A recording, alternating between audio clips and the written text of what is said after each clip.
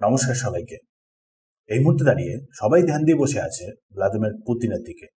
Vladimir Putin কখন ভারতে land করলেন, ভারতের সাথে কি কি নিয়ে ডিল করলেন ইত্যাদি। এদিকে অলরেডি ভারত আর রাশিয়ার মধ্যে একটা বিশাল বড় মিলিটারি প্যাক্ট সাইন হয়ে বসে আছে। রিসেন্টলি সেটার ব্যাপারে অ্যানাউন্সমেন্ট হয়েছে। Rails, reciprocal exchange of logistic support. US এর সাথে ঠিক যেরকম লেমো এগ্রিমেন্ট সাইন হয়ে বসে আছে, ঠিক সেরকমই এগ্রিমেন্টটা অ্যাকচুয়ালি এই বছরেই ফেব্রুয়ারির 18 তারিখে অলরেডি দু দেশের তরফ থেকে সাইন হয়ে গেছিল। ভারতের ক্ষেত্রে এই ধরনের এগ্রিমেন্টগুলোর জন্য পার্লামেন্টে কোনো ডিসকাশনের প্রয়োজন পড়ে না বলে আর এটা নিয়ে কিছু করতে হয়নি। কিন্তু রাশিয়ার ক্ষেত্রে রাশিয়ান পার্লামেন্ট মানে স্টেট ডুমাতে এগুলো নিয়ে প্রপার অ্যাপ্রুভাল নিতে হয়, আর সেই অ্যাপ্রুভালটাই আসে ডিসেম্বরের 2 তারিখে প্রেসিডেন্ট ভ্লাদিমির পুতিনের ভারতের ভিজিটের জাস্ট আগে। এগ্রিমেন্ট অনুযায়ী 5টা ওয়ারশিপ, 10টা এয়ারক্রাফট আর 3000 মতো সৈন্য ডিপ্লয়েড থাকবে একে অপরের দেশের টেরিটরিতে। মানে ভারতের সৈন্য রাশিয়াতে ডিপ্লয়েড থাকবে, রাশিয়ার সৈন্যও সেরকম করে ভারতে ডিপ্লয়েড থাকবে। ভারতের 10টা এয়ারক্রাফট রাশিয়াতে স্টেশন থাকবে, ঠিক সেরকম ভাবে রাশিয়ারও 10টা এয়ারক্রাফট ভারতের স্টেশন থাকবে। সিমিলারলি 5টা করে ওয়ারশিপ নিয়েও এই সেম ব্যাপারগুলোই রিপিট হবে। ভারতের বেসগুলোকে রাশিয়া ইউজ করতে পারবে, সিমিলারলি রাশিয়ান বেসগুলোকেও ভারত ইউজ করতে পারবে। ভারতের যে নেভেল পোর্টগুলো রয়েছে সেখানে রাশিয়া নিজেদের জাহাজগুলোকে ডক করতে পারবে। সিমিলারলি রাশিয়ান পোর্টগুলোতেও ভারত নিজেদের জাহাজগুলোকেও ডক করতে পারবে। ফুড, ফিউল, স্পেয়ার, রিপেয়ার এরকম যত রকমের ফ্যাসিলিটি আছে সেই সবকটাই রাশিয়া ভারতকে প্রোভাইড করবে। সিমিলারলি ভারত রাশিয়াকে প্রোভাইড করবে এই সেম ফ্যাসিলিটিগুলোই। মানে রাশিয়া ধরেন ভারতের কাছে ইন্ডিয়ান ওশানে নিজেদের শিপগুলো নিয়ে কোনো অপারেশন করছে, সেই সময় দরকার পড়লে ভারতের থেকে রিফিউলিং করে নিতে পারবে, দরকার পড়লে ভারতের পোর্টগুলোতে ডক করতে পারবে। ফুড সাপ্লাই, স্পেয়ার, রিপেয়ার ইত্যাদি সবকিছুই হবে।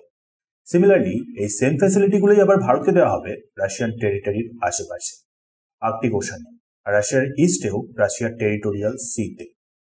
সিমিলারলি রাশিয়ান কোনো এয়ারক্রাফট ধরুন ভারতের আশেপাশে অপারেট করছে, সেই সময় দরকার পড়লেই ভারতে ল্যান্ড করে রিফিউলিং করতে পারবে, রিপেয়ার করতে পারবে, স্পেয়ারস ইউজ করতে পারবে। রাশিয়ান পাইলটরা ফুড, মেডিসিন ইত্যাদি যত রকমের ফ্যাসিলিটি দরকার সেই সবকটারই সাপ্লাই পাবে।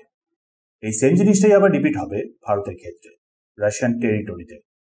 রাশিয়ার আশেপাশে ধরেন ভারতে কোনো এয়ারক্রাফট অপারেট করছে, সেই সময় দরকার পড়লেই রাশিয়াতে ল্যান্ড করতে পারবে, রাশিয়াতে রিফিলিং করতে পারবে, আর বাকি যা যা ফ্যাসিলিটি পাওয়ার সেই সবকটাই পাবে। নাও এই জাস্ট একটা মুভের মাধ্যমে রাশিয়া বলুন বা ভারত কত বড় একটা জিওপলিটিক্যাল গেম খেলে ফেললো জেনে নিন। ইউএস এর সাথে যেমন আগেই বললাম ভারতের সাথে অলরেডি একটা লেমোয়া এগ্রিমেন্ট সাইন হয়ে বসে আছে, ঠিক এইরকমই সব ফ্যাসিলিটি। সাথে আবার এরকম সিমিলার কিছু এগ্রিমেন্ট রয়েছে জাপান, সাউথ কোরিয়া, ফ্রান্স আর অস্ট্রেলিয়ার সাথেও। কিন্তু সেই এগ্রিমেন্টগুলো ভারতের হেল্প করার জায়গায় উল্টে ভারতের জন্যই একটা হেডেক হয়ে বসে আছে। ইন্ডিয়ান ওশানে ইউকে বলুন বা ইউএস কন্টিনিউয়াসলি নেভেল প্রেজেন্স বাড়ছে। ডিয়েগো গার্সিয়া মানে ভারত মহাসাগরের একেবারে মাঝে দুটো দেশেরই একটা বিশাল বড় মিলিটারি বেস আছে, B2 বম্বারও ইউএস যেখানে ডিপ্লয় করে রাখে। সাথে আবার মিডল ইস্ট বলুন বা ইন্দোনেশিয়া বা অস্ট্রেলিয়া সব জায়গাতেই ইউএস এর প্রেজেন্স আছে। চীনও এগ্রেসিভলি নিজের প্রেজেন্স বাড়াচ্ছে ইন্ডিয়ান ওশানে, যার ফলে এই সবকিছু মিলিয়ে ইন্ডিয়ান ওশানে ভারত অবশ্যই একটা প্রেশার ফিল করছে, ভারত একা পড়ে যাচ্ছে।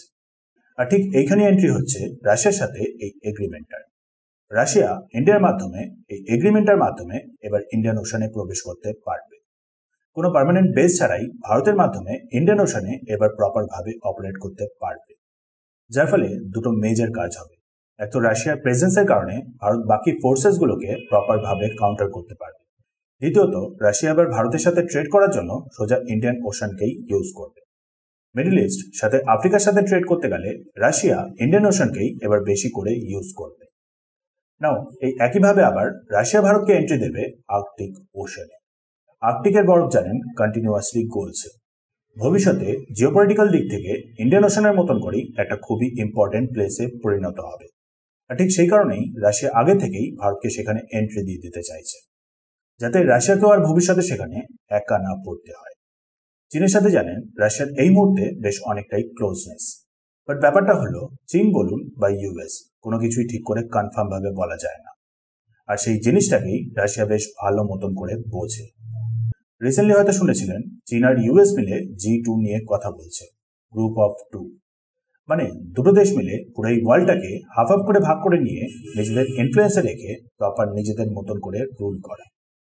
এই মুহূর্তে দাঁড়িয়ে রাশিয়া আর চীন ক্লোজ, বাট বলা যায় না ভবিষ্যতে কি হতে পারে। আর সেই কারণেই রাশিয়া আর ভারত মিলে এই মিলিটারি প্যাক্টটা সাইন করে এই পুরো ব্যাপারটাকে মোটামুটি কাউন্টার করা।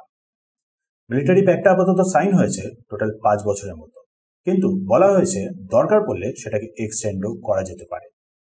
মানে পুরো এই ব্যাপারটাকে সিম্পল করে যদি বলা হয়, রাশিয়া বলুন বা ভারত, দুটো দেশই ভবিষ্যতে একে অপরকে সেফ রাখার চেষ্টা করছে। ভারতের এখন যে পাওয়ার, সেটাই এগ্রিমেন্টের মাধ্যমে আরো অনেকটা বেশ ইনক্রিজ হয়ে যাবে। সিমিলারলি এই সেম জিনিসটাই হবে রাশিয়ার ক্ষেত্রেও। মানে দুদিক থেকেই বলতে পারেন উইন উইন সিচুয়েশন।